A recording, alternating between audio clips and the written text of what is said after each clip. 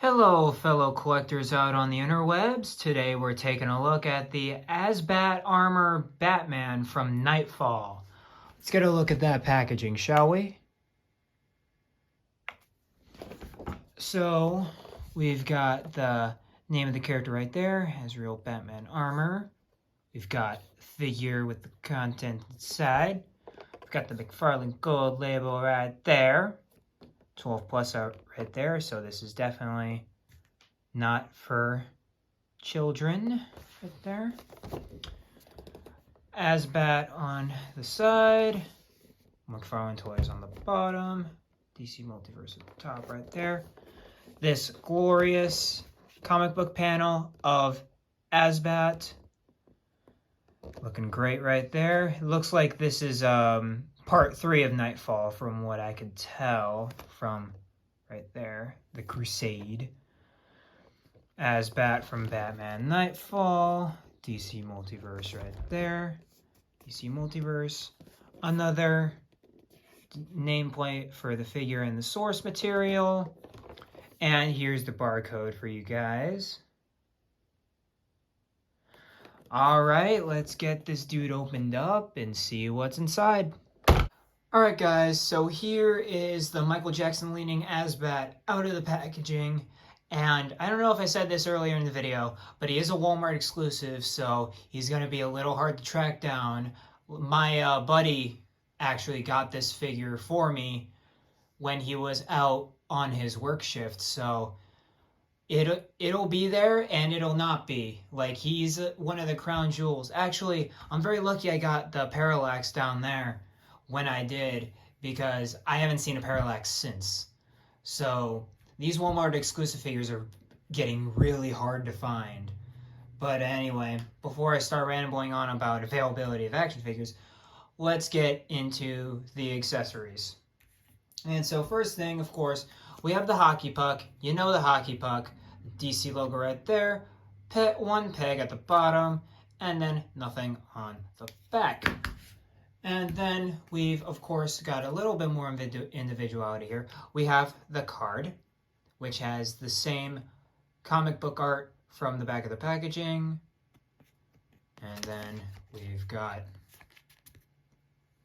little data file right there with the name and the bio, which I think does a really good job on nailing Azrael's origin, because this is how Jean-Paul Valley became Azrael.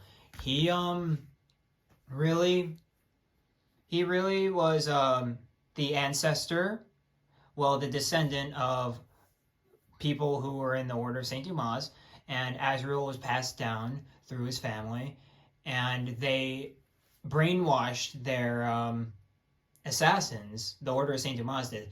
They brainwashed their assassins to serve them, and that's why Azrael went on a murder spree. And that's why in Knightfall, after Batman gets his back broken by Bane, Batman's like, hey, I'm not gonna choose Nightwing or Robin or Tim Drake to become Batman. No, I'm gonna choose Azrael to become Batman, because why not? And he looks like a cool action figure. But this guy goes through, his mental programming starts to overwrite his not wanting to kill, and he ends up killing a lot of people, and he ends up almost killing Bane and it's the first time Bane sees Batman after Knightfall, so he thinks it's just Batman coming back to play, but he savagely beats Bane. It's insane. But that's a little bit of background, and eventually Batman defeats him because he learns of what's going on, and Batman truly comes back and becomes Batman again, and it's really nice to see. But let's get a better look at the detailing for the figure. And I know what people are already going to say. Metallic paint on the blue and on the rest of the figure. And I do agree with them. But here's the thing. I like what we have here, and I'm at least happy we're getting these retro 90s looking designs right here. I am absolutely enthralled that we are getting this guy and Parallax down at the bottom. Mattel would no way in good conscience make an Azrael a predominant Asbat from Knightfall and a Parallax. There's no way. There's absolutely no way. And I know McFarlane already did with the White Knight stuff, but this one is what everybody wanted. It's exactly what everybody wanted. I felt cheaped out when they announced the White Knight one, and then we finally got this, and it's like, okay. But yeah, the paint, it's not a huge deal for me, even though we do have the gold, which that's something. But overall, the matte blue, I like it because Batman was wearing blue at the time. This looks very similar to the Year 2 Batman from the McFarlane released earlier this year. But actually re-released earlier this year. Came out in September, I think. But yeah, so let's get a closer look at that head sculpt. And the first thing you'll notice is that he does not have a mouth. It's a helmet. And red eyes, obviously, supposed to look scary, and he does. A lot of this is just rad stuff from the 90s. Like the gold plating with the lines and the futuristic looking bat belt with no buckle right there. The over ridiculous talon looking claws with the gauntlets looking like they are. And overall, it's just really out there. It's a good kind of out there, but it's really out there, man. Like, there's no way that this would be put in a comic book today. But overall, I'm gonna acknowledge the fact that all the gray on here, I don't know if you can see that, but that's all texturing. It's all cloth texturing, very similar to say The Killing Joke. It's a new kind of texturing, but it's kind of like it honestly kind of feels like what they're going for with the kind of cottony kind of cloth that they're going for, stretchy cloth. It feels like it, which is really strange for me. I know it's plastic, but it has like the fiber kind of accents of it. It's really weird feeling it. But you can clearly tell there's texturing on it, which more than makes up for the paint on this guy. I love it when my figures are textured. It makes them pop a little bit even more. But honestly, this guy's just a great looking piece to just have, just to be like, for people to be like, who's that guy? It's Batman, but not Bruce Wayne Batman. It's Knightfall Batman. Knightfall Batman's the most outrageous Batman. But yeah, you've got the gold and the gauntlets. He's got very expressive hands with this one and that one. Both are very expressive, so he can do something like wah-ha-ha-ha-has, which I'll actually probably do later in this video, to be completely honest with you. But yeah, I think I've talked enough about the figure so far. Oh, and he's got this little leg brace because when he fights Bane, he falls off a penthouse because Bane holds himself out in the penthouse. He falls off and breaks his leg.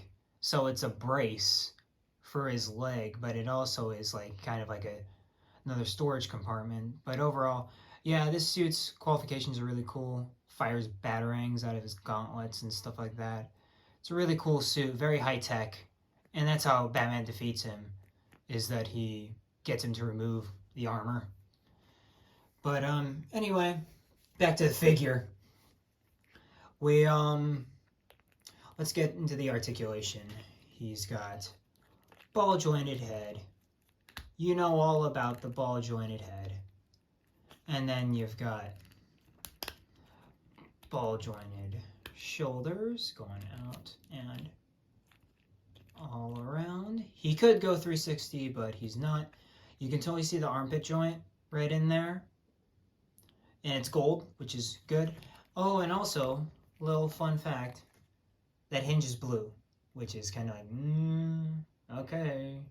No, but okay. You can tell it's cast in blue, I guess. And then you've got bicep right there. Double jointed arms, which aren't that bad because of how, like, I don't mind this one because, like, this is pretty good articulation for how bulky the the gauntlets are. And also I've got a little warpage right here on the fins, but that doesn't bother me. And then of course we have the ball jointed wrists right there, in and out and up and down and all around, as you know. And then he's got the diaphragm. He's got the diaphragm. We all know the diaphragm. Except this one's actually very well executed because, you know, they're all different components. And then diapers, great for the same reason as well. And of course you can go forward about that much, back about that much. He's got the McFarlane leg joints in there with the ratchets. He's got thighs, very, very tight thigh swivel on that one, but he does have a thigh swivel. I'll have to work on it later, but double jointed knees, which are all right. They don't look horrible, but they're not great. And then ball jointed ankles that go up and down like that, and toe articulation. And it looks like they're not sculpted in. Actually, they are, but it is what it is. But overall, really rad looking figure overall. And the first comparison we've got for today's review, we've got our new Azrael on the left, and we've got the holy grail of McFarlane action figures, the Batman Year 2 collector's figure with the big plastic cape and everything. I don't have the plastic cape on him right now, but just letting you know, this is a holy grail, and I'm so fortunate to have it in my collection. And these guys look great together. Like, this, they're both from a bygone era that we'll never return to. And these two are both symbols of what that era means to so many people that are currently, like, in their 40s or 50s. Like, it's insane how much of a legacy this ridiculous design and what this classic design represents in terms of modern media today. Here we are with another 90s relic looking design. We've got, of course, our new Asbat right there, but we've also got Parallax right there. And of course, these two look great together. I've even had ramblings of starting a 90s shelf. I won't do that though. He's gonna go right behind Nightwing and Batgirl right there. But it's still a fun idea if Todd keeps doing these random 90s figures. They're so cool. I absolutely love them, but these two look great together, I'm not going to lie. Here he is next to another small, character from the 80s that will probably never get a good reintroduction ever again.